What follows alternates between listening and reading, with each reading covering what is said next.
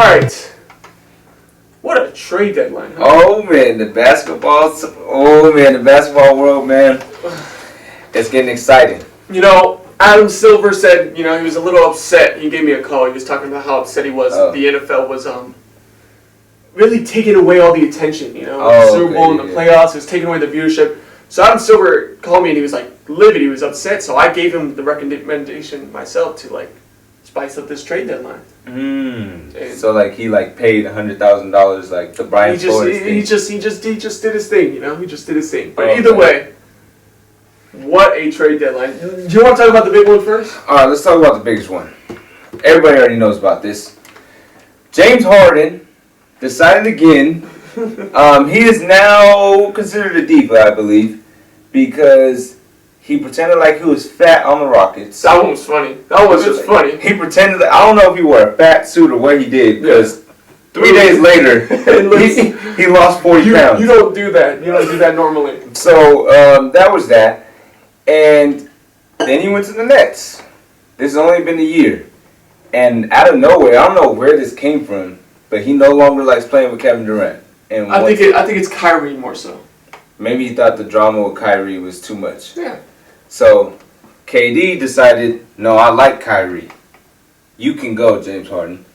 James Harden was like, okay, I'm going to go play for the 76ers then. Traded to the Sixers for Seth Curry. It's quite literally, this is the trade. James Harden to the Sixers. The Sixers give Seth Curry, Ben Simmons, Andre Drummond, and 2 first-round picks. So then who won this trade, Travis? When you hear that listing right there, who really won this trade? Sounds like, they got all that. The Ben Simmons. Seth Curry's a great shooter. First-round pick, I think, this upcoming year, and then they get one in 3 or 4 years. Yeah. And then Andre Drummond. Andre Drummond as well. Brooklyn. I still got the Sixers. You want to know why? Why? Sounds crazy to say, right? It does sound crazy. But listen to this. This is the 76ers. They've been saying trust the process this entire time. Ben Simmons, when was the last time we seen him play? In that playoff game when he was scared to do a layup? Yeah. That's the last time we seen him. So how good is Ben Simmons? Don't really know, right? Mm-hmm. Seth Curry, he's been having an off season this year. He hasn't really been as good as we wanted him to be. And Andre Drummond, he was on the Lakers last year. I know all about Andre Drummond. Because I remember I was so hyped to get him, and he didn't really do that much. But I do think they will be a lot better on the Nets. Thing with the 76ers, Joel Embiid has had an MVP season. Yeah. And you just gave him James Harden. He does not need that much more. All he needs is 20 points out of another dude. Seth Curry, he helps a lot. But now you got James Harden who could get a triple-double. Joel Embiid can still get a triple-double. They're not going to get another player. They still have Tobias Harris. They do. Matisse Thybulle to lock up the entire offense. So I feel like... You still feel like it was better for the Sixers? I feel like the Sixers know what they're getting. Mm-hmm. The Nets don't know what they're getting. That's why I feel like the 76ers won the trade. Dude, I have never in my life about to say an argument and had it completely flipped around before I even had a chance to say it. Dude, you actually really convinced me there for a second. I'm more 50-50 now. That was great, bro. Actually, I gotta give you credit. You've been on point today. Yeah. 76ers, actually, it's great points that you made. They know what they're getting with James Harden, and they feel like what they're getting with Harden is going to fit with Embiid. And I have to agree because we've seen Harden be able to take a step back, right? And not have to be the main scorer, but be a great facilitator as well. And he was doing it on Brooklyn for a while. So yes, it's a great trade for the Sixers. But I also think this might be good for Brooklyn. I think it might be better for Brooklyn. And the reason why is mainly because they get the depth. Yeah. Ben Simmons, okay, we don't know truly what he's going to provide, right?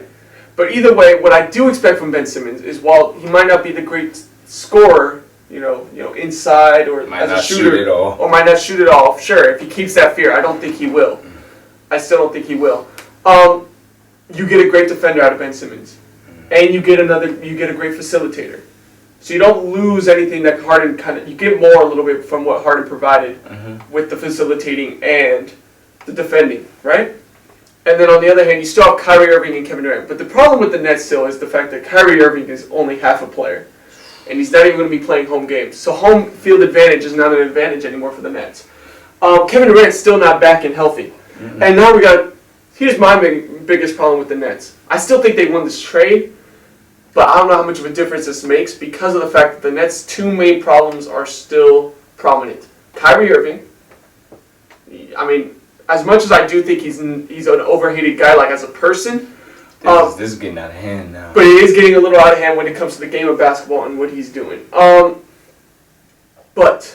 I think the real question is Kevin Durant hitting a bit of a decline now? And I'm not talking about play, but I'm talking about physicality and how he's able to sustain himself throughout a season. He has been getting injured a lot more frequently. Yeah.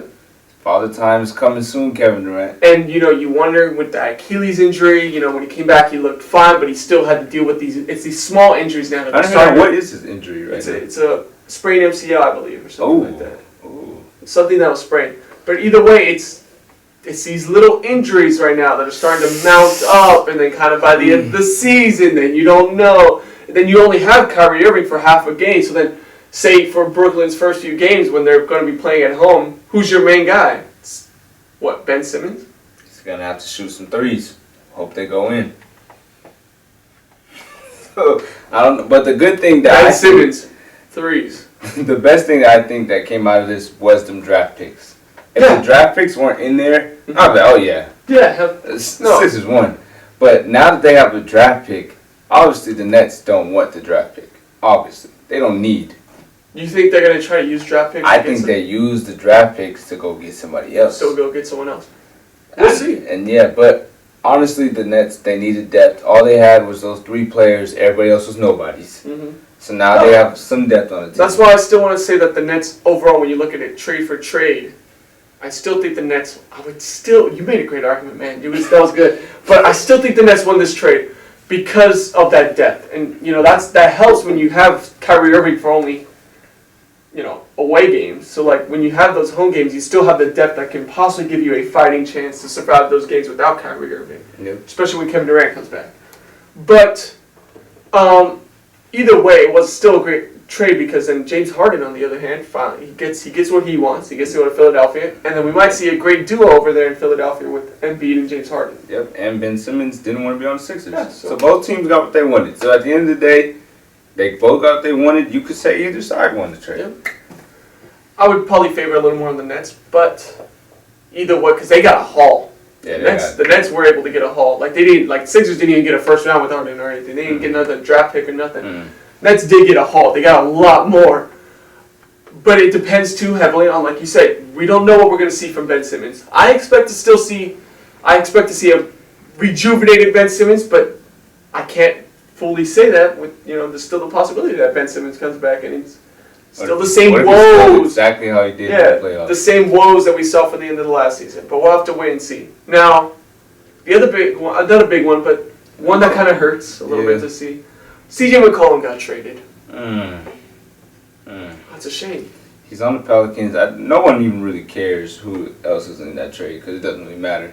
I think it was Josh Hart. Poor Josh Hart, man. That dude's always always the trade person. Yeah, he's that final, that extra piece. Hey, yeah, you want Josh Hart? Bro, you want him, bro? Dude, you don't even need anything extra. Nah, just take him, bro. We'll take him. We'll just throw him in there. Hey, bro, we'll just throw him in there for you. Just please take him. And this is what I heard from, listening to analysts and other people around the league. The Trailblazers did this trade basically saying that CJ McCollum is not enough for Dame, and they want to try to get a bigger star. So they freed up cap space. So now they have a little bit of depth, and they just want to get a big star in free agency. I think that's the dumbest thing I've ever heard. Is that really what they did? That's really the mindset. Because what did they get? They didn't get a good player out of it. No. Really, at the end of the day, what the Trailblazers' mindset is that we have Damian Lillard. People are going to want to play in Portland, Oregon. And we're going to get them to come over here and put on a Trailblazers jersey, and we're going to win a championship. It's just like an Aaron Rodgers situation a little bit with, just no one getting. But, Yeah, wow, that's really disappointing for Portland because of the fact that you're almost throwing away this season. Yeah, now you're just wasting Damian Lillard. You're throwing away your chance to win now. Also, the fact that, truthfully, we don't know how Damian Lillard's going to take this. Him and CJ McCollum were teammates and good friends on that team for pretty much their entire careers, right? And then you broke up that duo. How are they really going to take it? You know, so for Portland, I do think it's a bad move because, yeah, you're giving up this season now. Who knows what kind of image that sends, message that sends. As well as the message of just getting rid of CJ McCollum anyways in the first place. And it wasn't like, yeah, you got depth and all that, but you didn't get, like, stellar depth, you know? It wasn't like you, There was no players that were really worth mentioning in that trade. No, it was still, it's just, And for the Pelicans, I think it is a good trade. It is, because all they need, when Zion comes back, he's coming to a team that has great offense now. Yep. CJ McCollum, Brandon Ingram. The only thing that I question a little bit with them is spacing. Because Brandon Ingram and CJ McCollum are both kind of mid-range demons. Mm-hmm. They like this mid-range for some damn reason, but... it's still shooters, though. It's better than having guys who all work the inside. Yeah. I think that transitions greatly into the next team. Having a team that works only from the inside. Speaking of teams that only work from the inside, oh, man. No, you take the reins, bro. You got this. Guys, it's your team. My team did nothing. They didn't get one trade to go off. We didn't trade Taylor Horton-Tucker. We didn't trade Trevor Ariza. I would have even been down to trade Anthony Davis. We didn't even trade Russell Westbrook. That's the name I was He's for. trash. Honestly, bro. This is the thing. This is what I think it was. So obviously the Lakers want to get rid of Russell Westbrook, right? I think it's very well known. I think Westbrook even knows that nobody wants him. The issue is... he lost his value. He lost his value. He's getting paid $40 million. So you basically have to ask a team like the Kings or a trash team like that. Remember the idea that the Lakers could have got Buddy Hield? Mm-hmm. That would have been amazing. Would have been much better, wouldn't it have not? Yes, it would have. And the biggest issue on top of that is now I think teams have realized if you get Westbrook off of the Lakers and you give them a better player, now the Lakers, you just made the Lakers the best team in the league. That's what I believe. And if I'm the team, think about this. If you're, say, the Trailblazers, you have Damian Lillard on your team. The Lakers say, hey, we'll give you Westbrook and a first-round pick. You give us Damian Lillard. Do you really want to see Damian Lillard dominate on the Lakers and win a championship? Would you want to see that? See, here's where it comes to me. I think it doesn't make a damn difference with this thing. Here's what a Damian Lillard and Russell Westbrook trade would be like. It would be like switching seats on the Titanic. That ship is still going down. That ship is still sinking. It doesn't matter. It doesn't matter how you rearrange where you sit or who you move around. It don't matter where you sit. That ship is going into the ocean. It's going down to the depths. None of these teams, I'm sorry, but in the end, Lakers have bigger issues than just Russell Westbrook. That defense is awful. Right? They allow probably the most points in the NBA or close to. Right? Anthony Davis is hardly healthy for every single game. Gets injured every game. The depth there is not good. It's not good. Damian Lillard is not going to be the catalyst that all of a sudden surges the Lakers to the best team in the West. It's just not happening. And respectfully, Westbrook being moved to Portland does nothing for Portland. It probably does worse a little bit. Yeah, sure, Damian is an improvement over Westbrook. But really, any trade there's bigger issues than just Russell Westbrook. And I know Russell Westbrook is not helping. He's making this way harder than it needs to be. He's not helping. We could probably be positive. He's not helping. But it's not going to make a significant difference to solely switch it. It's time for you to finally admit that both of these super teams, the Nets and the Lakers, it's so good to feel this, but like, they failed, bro. Bro, they failed. Honestly, the Nets, they have Ben Simmons now, but I don't think that makes them the best team in the East. They've been on a 10-game losing streak still.